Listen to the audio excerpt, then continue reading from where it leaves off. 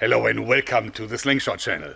Today we're gonna travel back in time because we try to recreate a mythical weapon that is actually lost forever and that we only have text descriptions about.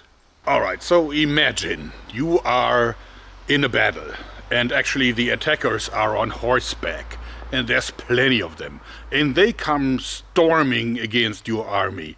And of course they have bows and arrows and they have also very quick horses. They're only about 200 meters apart, so it's not very long, not a long distance.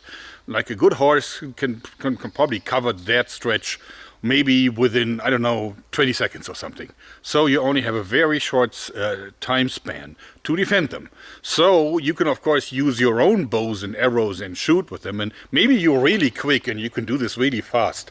But that probably is not enough to really defend your army from the attackers. But people in ancient Persia had a weapon that actually took care of that very problem, the panjagan.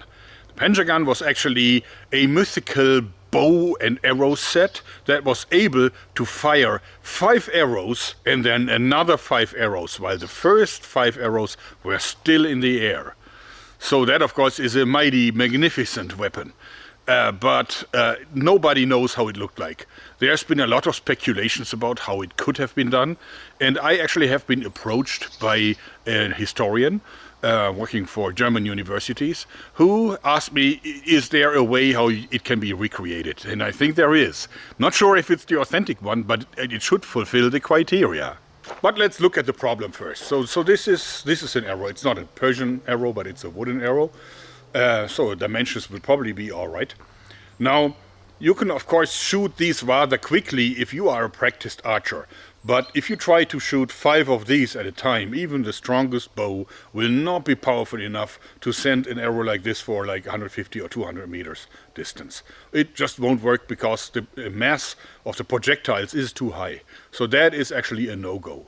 So the idea is to use several shorter arrows instead. So that instead of 1 long arrow, you use 5 short arrows that you can then, shoot at once. And if you have a repeating mechanism, you can shoot another 5 rather quickly. Repeating bows? Does that ring a bell? The instant Legolas! So I started out by finding a Persian bow or something that looks like a Persian bow. Actually, it is hard to find because they say that these bows have been at least 100 pounds strong and even stronger because they've been handled by professional archers that really developed all the necessary muscle chains to draw it. I mean, I'm a reasonably strong guy, but I don't really have that kind of experience, so my muscle chains are just not developed for that. So this means I would need practice for a few years before I could handle a bow that heavy. But that is irrelevant because you can't even buy a 100-pound Persian bow these days. The strongest one I could find has 55 pounds, and actually that is a draw weight that I can handle, although it is not lightweight. Now, of course, if we want to do some experimental history stuff, then we of course have to adapt for the difference between a 55 and a 100-pound bow. Now we have to find out, will these arrows, these short arrows, fly far enough? And also, will they have enough penetration to really be a distraction for the attackers? So will it make the horses go wild or even kill horse and rider? Oops. So that is what we have to find out. But since we only have a 55-pound bow, instead of using 5 arrows, we are limiting ourselves to 3, since that is about a good ratio. If we would fire 5, then those would be too heavy and the results would be useless. So I built an instant Legolas for this Persian bow, quote unquote, that actually has capacity for like 5 times 3 arrows. So 1, 2, 3 arrows, and then they're stacked, of course. So I could fire a maximum of 15 arrows from this. The thing is not completely authentic because I think Todd from Todd's workshop has already demonstrated that it is absolutely possible to do this with ancient tools and materials. So I've been using a little bit of rubber here instead of a steel spring. And I also use screws, I have to confess. But other than that, this is just a wooden construction that could have been made in ancient Persia. They actually had very sophisticated weaponry. The bow is actually a fine bow. I really like it. There's lots of nice like leather applications and so on. The only thing that I don't understand is, see, this is the original handle. It's kind of funny because it was super uncomfortable to hold. It kind of always wanted to like turn in your hand. Therefore I added this kind of part here so that I have a much better grip on it. This is so much better than the original one. I don't understand why they put this handle on. The mythical panjagan was actually said to be used by the Sasanian army like in the 3rd century, and since the king of the Sasanians was a guy called Ardashir, I call this one the instant Ardashir. I ran into a million problems when designing these. First of all, I had to make them from fairly thick shafts, because if they're too thin, the danger is that they would squeeze out of the slot for the string and then hit you in the hand, like it happened to me on an earlier multi-shot version. So this is made from 12mm shafts, very thick for an arrow. Second problem I ran into, they would not stack up. They would actually kind of rotate in the barrel, and then the vanes would jam and the whole thing would misfire. So that was also very bad, but I solved it by actually making the profile a little flat. Let me see if this focuses. So you can see that I filed those flat so that they will actually stack. You see, so you can stack them and they will keep their alignment just nicely, as you see here. Then a big issue is that when you put 3 of these arrows behind each other, they will definitely always try to wiggle out from the linear acceleration. Ever seen pictures from a train crash where, you know, all the cars will go like up and down, like more in a zigzag shape? They will just not just like an accordion be squeezed together, but they will just try to get out of that linear compression. Same happens here. So if you don't apply the right amount of pressure from above, they will go upside down, and that means that the weapon will misfire and things will jam. So I had to work very hard to get the amount of pressure right, so that from above the pressure is just perfect.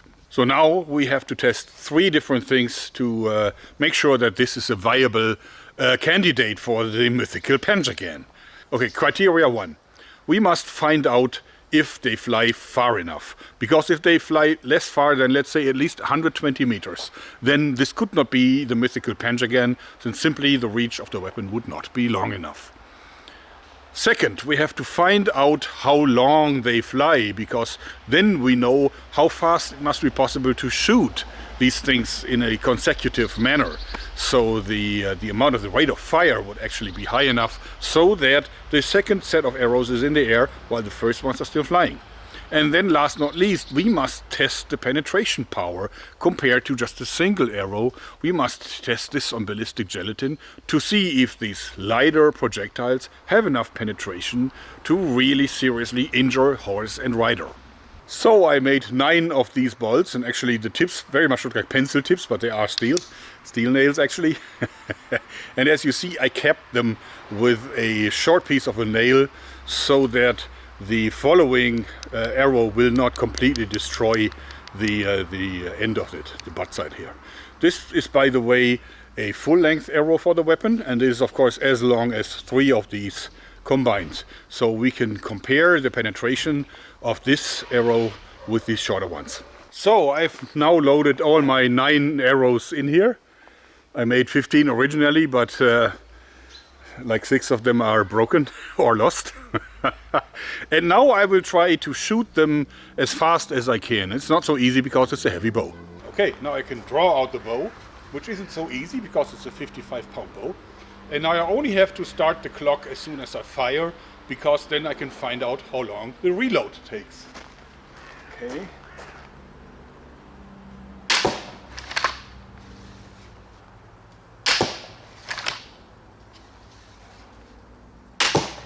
All right. I think that's a fairly nice spread. Would you not agree? And penetration is not bad, because, I mean, these are very blunt arrows. And of course they leave a big hole. So we clocked the time between 2 shots at just under 3.5 seconds. and we will later have to find out if these little short balls fly far enough so that really 6 balls can be in the air at the same time, like the myth says. But first we need to check if they would have been harmful enough. So would they have caused enough damage to make like a horse go wild? Keep in mind that horses way back then in the 3rd century have not yet been protected by any armor. So we have a block of ballistic gelatin, what else, to simulate the horse's flesh. And we also put some real leather, like from a window cleaning leather, in front to simulate the animal's skin. We will be shooting from a shorter distance to make sure that we hit this small target. Won't be easy though, there's no aiming device. So now a lot of people will again say that from the longer distance that's a completely different picture. Keep in mind that I'm shooting a 55-pound bow with 3 bolts versus normally it would have been a 100-pound bow with 5 bolts. So there's enough reserve to compensate for the slower speed at like 150 meters distance. So I think my test is realistic. In any case, let's try. Take careful aim and fire. All right. Let's fire some more. And fire. All right. One last shot. And fire. Whoa. Yeah, as you can clearly see, the bolts did not have any problems penetrating very deep into the ballistic gelatin. I mean, it's almost poking out at the rear end. And definitely the leather was not a problem. Some I think got ejected again, probably because of the thing was squeezing itself together and then pushing it out again. But definitely those are probably deadly. So for comparison, we will now shoot the full-length arrow against the ballistic gelatin.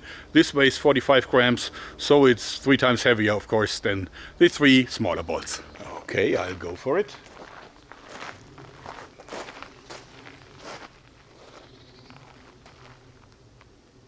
Small target. And of course, full penetration. So as was to be expected, this completely penetrated and also embedded itself deeply into the archery mat. So, of course, this has more power. So the rain has stopped, and now we're going to do the far shot. The advantage is that there's no passerbys because of the thunderstorm that just went above us. So let's see how far these babies fly. Good. Okay, it's about 45 degrees angle.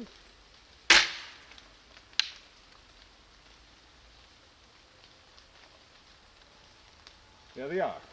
Let's take a walk. I hope we find them.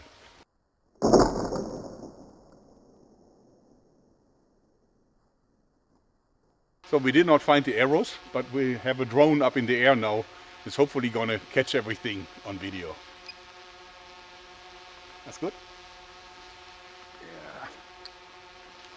Okay. And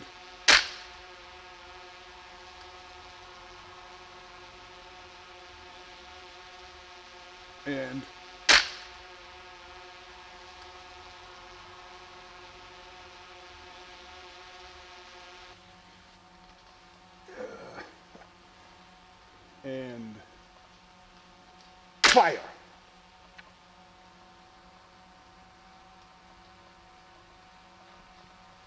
Yeah, they landed.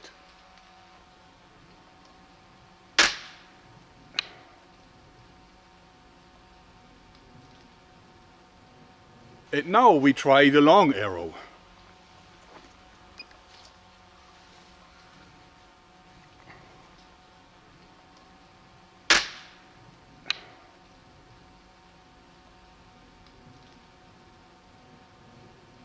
Landed.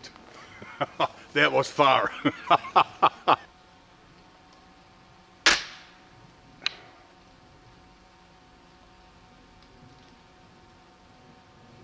So here is the long arrow. Flew from there.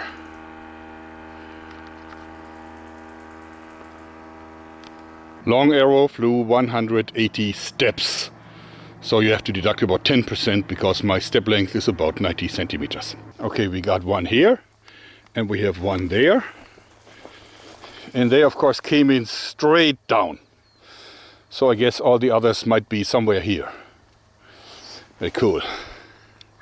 Wow, that's a lot of walking today. But they flew for about 150 steps, and again you have to deduce about 13-14 steps to find out how many meters that was. So we're talking about, I would say, roughly 132-33 meters. Not quite as far as the long arrow, but that probably has to do with the air resistance.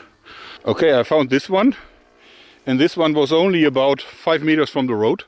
So we can measure on Google Earth how far that was later on. Right, Bernd? Yeah. I think that was a smashing success because all of our 3 criteria we have met. We have the rate of fire because we can get 3 more arrows on the way as long as the first 3 are still on their way. So that's a check. Then we have the penetration power. We have clearly seen that this is absolutely dangerous for an unprotected living creature. So if you shoot these against a storming cavalry with unprotected horses and riders, that's the end of it, if you have enough of these. And also we have the reach. We have shown that these fly between 150 and 180 meters. This means that, yes, they're absolutely in reach. Of course, my results varied a little bit, but I'm of course also not a very experienced archer, so my angle was definitely not always the same. I think I've proved it. This could have been the ancient Persian panjagan. Of course, keep in mind this is only a first prototype. If I would have like a lot of time and also help, I think this could be perfectionized in a very, very short time. So maybe I've just reinvented it. Maybe there was something like this originally. Or maybe it was something entirely different. We don't know. But this could have been it. I hope that I helped a little bit clarifying an ancient myth and secret. And I hope you like this, because that's it for today. Sorry, I can't load the dirty arrows into the bow anymore. Thanks and bye-bye.